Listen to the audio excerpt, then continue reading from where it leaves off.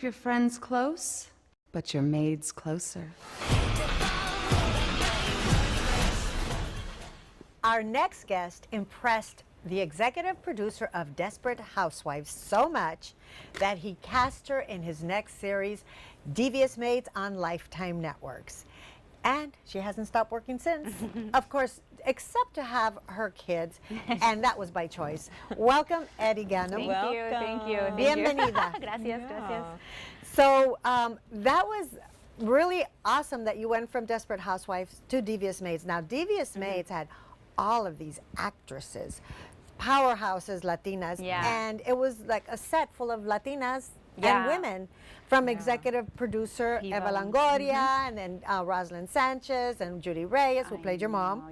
So what was it like? Was it like catty? Was it fun? What was it like? Was it supportive? Oh my God, it was, I knew all of them, you know what I mean, from like seeing them on TV. So it was so you hadn't met some of them? I hadn't met them before. I was basically the newcomer, like the only one that it was like, you know, I had just moved to LA a few years back, and I was kind of like trying to make it, and suddenly, you know, I go to this audition and I get to meet Marc Cherry, the producer, and next thing you know, I'm, you know, working with them, Rosalind Sanchez, you know, Ana Ortiz, Judy Reyes, Dania Ramirez. And you said you were the new kid on the block. What was that one piece of advice that one of them gave you that to this day you kind of still remember and still apply? You know, I think all of them had something to give, and in a different way, different personality, you know, because they're all, but it's not Cari, by the way. I do want to say, we so friendly, so welcoming.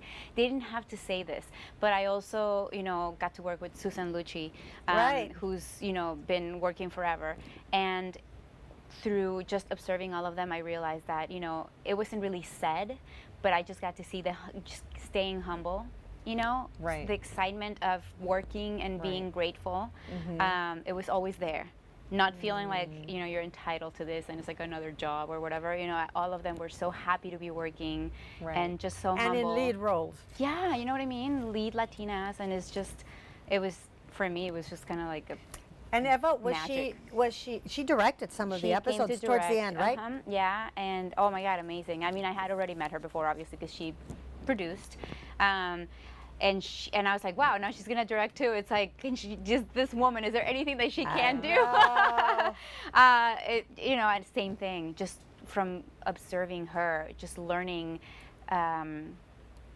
She's so down to earth. And now she's a mommy too. Which is amazing, because, you know, it's just so cute to know that she's so excited. And you're a mommy of two, but let's go. It's like the circle is complete. Right, but let's go before you became a mommy. Yeah. You started, after Devious Maids, you started doing lead roles in films. I mean, you know. You did the heist, was it? Yeah, Blood Heist was actually after. Yeah, so, and Ana Maria in Novella Land was also. I saw that. That was the cutest thing. Thank you. And you did such a great job. Did you see it? I actually interviewed you for the junket back in the day for that. And but that role was amazing because you got the opportunity to play two characters. When we had a screening at the movie theater, and, you know, the actors and everyone came, some of the audience didn't know that it was the same actress. Same girl. Because, you know, we did the change of look and everything. So, you know, when I'm playing the telenovela girl, I'm like so done up and whatever. And then when I'm Ana Maria, I'm just kind of like this other girl. And I thought, you know, that was my goal. To have two different people that kind of look alike. Right. And yeah. And you did a great job. And, you know, working with Luis Guzman and rest in peace, Elizabeth Peña. Elizabeth Peña, I'm sorry, I'm like blanking. It's mommy brain. It's okay. Hey, I'm a mom too. I get it all the time. Thank you for saying that, because I get so embarrassed sometimes that I'm just like. Trust me, I do that too. And speaking of mommy. Yeah. Oh my God. Speaking of mommy.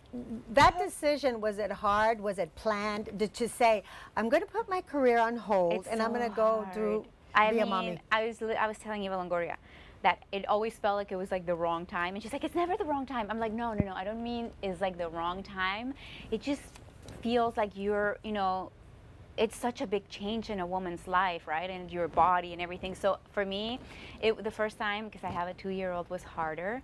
I thought, okay, like I'm missing out on all these opportunities, you know, and then I kind of realized, like, no, it's still there. You can just go back. This time around, I'm trying to just take it easier and just, you know, relax and be with enjoy my it, baby right? girl and enjoy it, because it goes by so fast. Now I know. Now I'm like the person saying it goes by so fast. You know, like and it's true. And wasn't Rosalind Sanchez the one told you to have babies early on? Yeah, she did. You're right, because she was like, you know, she had her baby, and she's like, I really wish I would have done it earlier. You know. Right. But she, you know, she didn't say I wish I would have done it earlier. She just said it's so much easier because you don't have to worry about like just so many things that you worry about, you know, if you wait. And it was just something that I really appreciated, you know, having the advice that, you know, from all the women, Judy as well, actually. And maybe it was Judy that said it, because I know that she, you know, with her baby girl, she had just like, you know, a few complications, and she's just like, you know, the younger, the better. Right, because she was a little older. But also, when you started out, okay, so you left the career to have your kids, but starting out, it was, you were all about having that career, and you did a role in this piece called Life, Love, and Hollywood, and you played a model. It was one was of that one of your first ones? How did that feel? It was when just you so got your first role? exciting. Everything I always booked, I was so. I remember when I first moved here, and I booked that, and then another little like short film, and I was so excited. I thought, oh my God, I'm making it already. You know, then I look back and I was like, okay, that little short film was like nothing. You know, it really didn't even go anywhere. But you know, doing that, it was just like on the set. You're filming with other actors. You have the cameras, and so you're just learning. I feel like that at least you're starting to get your feet wet, and then you're starting to just understand how things work. But see, that mindset you had back there was like, I've made it. It's kept you, you know, to the next. I kept getting so excited to each the time. next level. But you know, I feel like I still do that. And so you're getting ready to make that big comeback. Yeah, soon. but I want to know about your kids. What are their names? And so I have a 2-year-old. His name is Logan. And he speaks perfect Spanish. I'm so proud of him. He's just like such a chit chatter. And I have Kira, who is 2.5 months old. Oh, so that's why I'm kind of. Look at her! Doesn't she look fantastic? And by the way, that's an awesome outfit. Oh, thank you. I love it. It's a jumpsuit by Tahari ASL. It's very comfortable too. I'm just all about comfort right now. She always has the best outfits. I stalk her on Instagram, and I DM her. I'm like, where did you get that outfit? I love it. So now I got the scoop. Yeah. And on Instagram, you're Edy Ganem. Edy Ganem. Yeah, all my social media is Edy Ganem. Thank you so much for being here. Thank you. Thanks for having me. We really need to do a whole afternoon. I know, right? I can come and sit here, have some, you know, yummies, and we just chit chat. Yeah, that's right. No, I'm excited. Thank you. We'll be right back with more of the Trend Talk.